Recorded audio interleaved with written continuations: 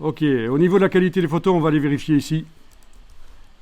Dans affichage, performance d'affichage, tu as donc enclenché affichage de qualité supérieure.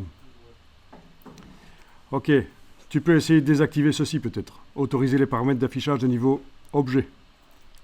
Comme ça, dans affichage, performance d'affichage, affichage de qualité supérieure, c'est valable pour toutes les images. Il n'est pas possible sur une des images de dire qu'elle n'est pas affichée en qualité supérieure.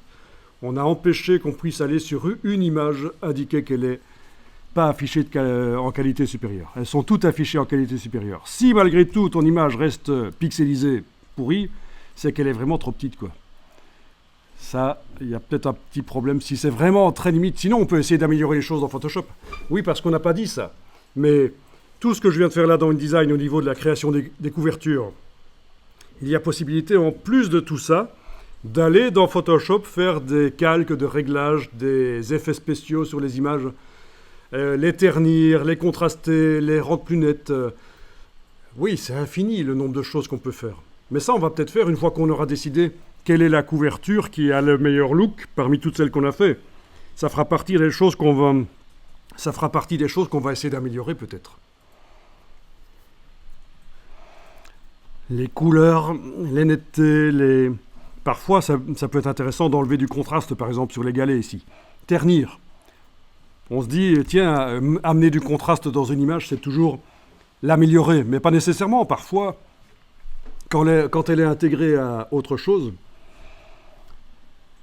quand elle joue avec d'autres images pour faire une composition, ça peut être bien qu'elle soit terne. D'autant si vous voulez mettre du texte par-dessus, ça peut être bien.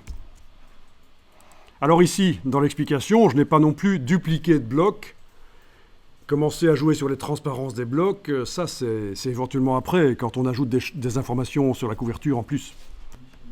Ici, je suis juste allé taper dans Google Pinterest Magazine Cover et je tombe sur plein de couvertures de magazines.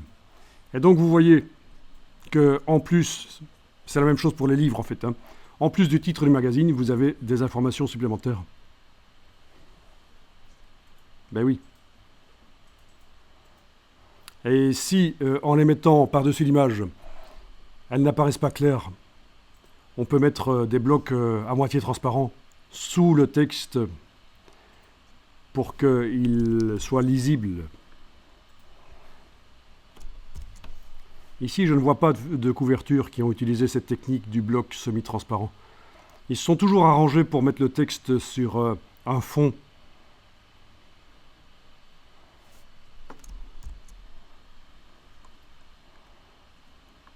Oui. Oui, donc il y a différentes informations en plus si on veut.